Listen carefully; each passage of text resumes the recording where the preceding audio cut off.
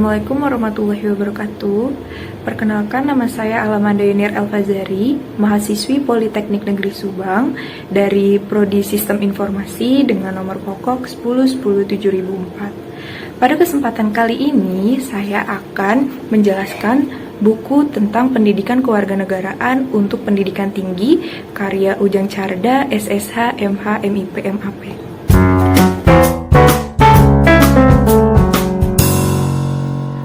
Adapun resume dari buku tersebut diantaranya adalah 7 bab. Di bab pertama menjelaskan tentang orientasi terhadap pendidikan kewarganegaraan, yang mana di dalam bab 1 ini membahas tentang yang pertama, latar belakang pembelajaran pendidikan kewarganegaraan, yang kedua, pengertian dan tujuan pendidikan kewarganegaraan, yang ketiga, landasan pendidikan kewarganegaraan, dan yang keempat adalah Pancasila sebagai nilai dasar pendidikan kewarganegaraan. Di sini saya juga akan menjelaskan per poin pada bab pertama ini. Pada bab pertama ini, pada poin pertama yaitu latar belakang pembelajaran pendidikan kewarganegaraan, yaitu di sini saya akan menjelaskan bahwa dalam konversi Menteri Pendidikan negara-negara berpenduduk seperti New Delhi pada tahun 1996 menyepakati bahwa pendidikan abad ke-21 harus berperan aktif, yaitu yang pertama, mempersiapkan pribadi sebagai warga negara dan anggota masyarakat yang bertanggung jawab, dan juga menanamkan dasar pembangunan berkelanjutan atau sustainable development bagi kesejahteraan manusia dan kelestarian lingkungan hidup. Dan juga yang ketiga, menyelenggarakan pendidikan yang berorientasi pada penguasaan, pengembangan, dan juga penyebaran ilmu pengetahuan, teknologi, serta seni. Kedua, menjelaskan tentang memahami identitas nasional sebagai karakter bangsa Indonesia, yang mana di dalamnya ada 4 bab juga. Yang pertama, proses berbangsa dan bernegara. Yang kedua, identitas nasional. Yang ketiga, Pancasila sebagai identitas nasional bangsa Indonesia. Dan yang keempat adalah Bhinneka Tunggal Ika sebagai identitas nasional bangsa Indonesia. Bab kedua pada poin pertama yaitu ada proses berbangsa dan negara, yang mana di sini saya akan menjelaskan terlebih dahulu asal-usul bangsa Indonesia. Asal-usul nenek moyang bangsa Indonesia berada dari Asia Tengah semenjak tahun 2000 sebelum Masehi hingga 500 sebelum Masehi, yaitu dari mana? Dari zaman batu Neolitikum hingga zaman perunggu.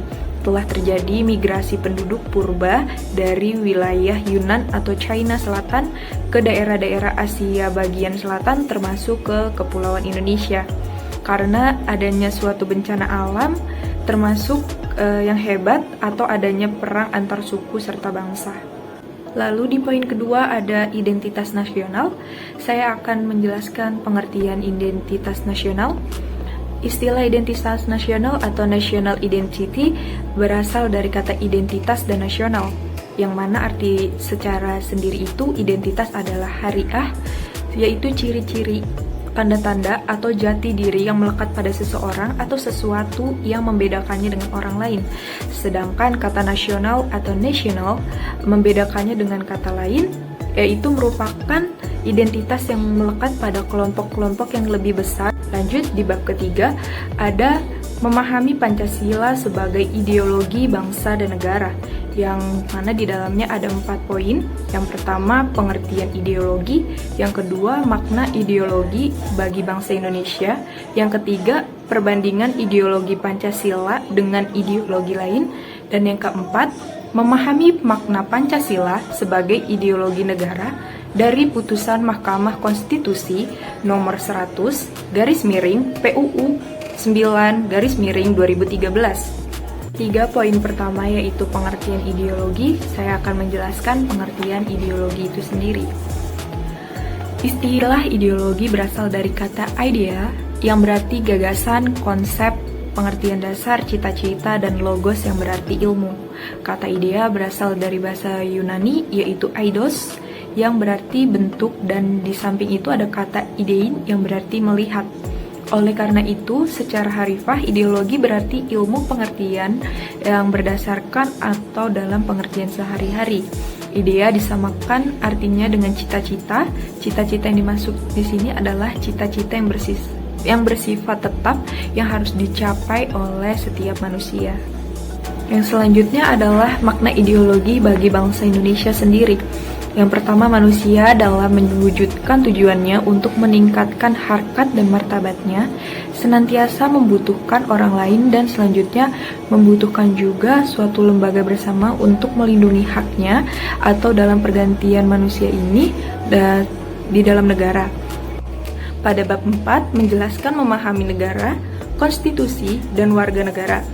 Yang mana di dalam bab tersebut ada 3 poin. Yang pertama ada memahami negara, yang kedua memahami konstitusi, dan yang ketiga memahami warga negara Indonesia. Lanjut ke bab 4, poin pertama yaitu memahami negara. Pengertian negara dan unsur-unsur negara. Secara etimologi, istilah berasal dari kata status atau statum, atau berasal dari bahasa Latin klasik yang artinya suatu istilah abstrak yang menunjukkan keadaan tegak dan tetap, atau sesuatu yang memiliki sifat-sifat tegak dan tetap. Cicero, kata status atau statum itu lazim diartikan sebagai standing atau station, yang mana artinya kedudukan dan dihubungkan dengan kedudukan persekutuan hidup manusia, sebagaimana diartikan dalam istilah status civitas dan juga status republik. Bab 5, yang mana menjelaskan memahami negara hukum, hak asasi manusia, dan juga demokrasi. Di dalam bab 5 tersebut ada 3 poin. Yang utama yaitu 1. Memahami negara hukum Indonesia, yang kedua memahami hak asasi manusia, dan juga yang ketiga memahami demokrasi Indonesia. 5 poin pertama yaitu memahami negara hukum. Pengertian dan ciri negara hukum. Istilah negara hukum atau rule of law merupakan suatu istilah yang muncul pada abad ke-19. Namun sesungguhnya konsep negara hukum tersebut sudah tercetus pada abad ke-17 di negara-negara Eropa Barat bersama-sama dengan timbulnya perjuangan kekuasaan yang tidak terbatas dari penguasa, yaitu para raja yang berkelanjutan absolut pada waktu itu. Lalu cita-cita itu pada mulanya sangat dipengaruhi oleh aliran individualisme yang mengatakan dorongan kuat dari Renaissance serta reformasi. Latar belakang sejarah kelahiran konsep Rechtsstaat atau rule of law itu sangat dipengaruhi oleh program paham liberalisme dan individualisme. Pada bab 6, memahami wawasan Nusantara sebagai wawasan nasional Indonesia, yang mana di dalamnya tersebut ada 6 poin. Yang pertama ada pengertian wawasan Nusantara, yang kedua landasan hakikat dan asas-asas wawasan Nusantara, yang ketiga ada kedudukan, fungsi, dan tujuan wawasan Nusantara, yang keempat ada faktor-faktor yang mempengaruhi wawasan Nusantara, yang kelima ada unsur-unsur dasar wawasan Nusantara, dan yang keenam ada pengimplementasian wawasan Nusantara. 6 poin pertama yaitu pengertian wawasan Nusantara. Pengertian wawasan Nusantara. Setiap bangsa mempunyai wawasan nasionalnya atau national outlook yang merupakan visi bangsa yang bersangkutan menuju masa depan.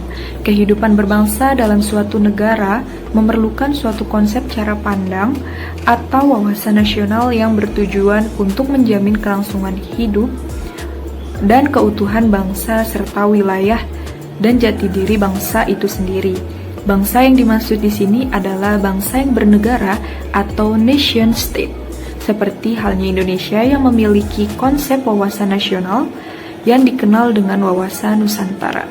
Selanjutnya di poin kedua ada landasan hakikat dan asas-asas wawasan Nusantara.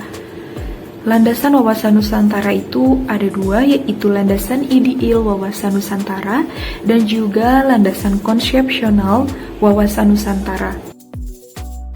Pada bab 7 menjelaskan tentang memahami ketahanan nasional dan integrasi nasional Indonesia, yang mana pada bab 7 ini ada 3 poin utama. Yang pertama ketahanan nasional, yang kedua pengaruh ketahanan nasional, dan yang ketiga ada akan membahas bab terakhir, yang mana poin pertamanya adalah ketahanan nasional. Pengertian ketahanan nasional. Istilah ketahanan nasional dalam bahasa Inggris bisa disebut sebagai national resilience atau dalam terminologi barat yang kurang lebih bermakna dengan ketahanan nasional dikenal dengan istilah national power atau kekuatan nasional. Teori national power telah banyak dikembangkan oleh para ilmuwan dari berbagai negara seperti Hans J.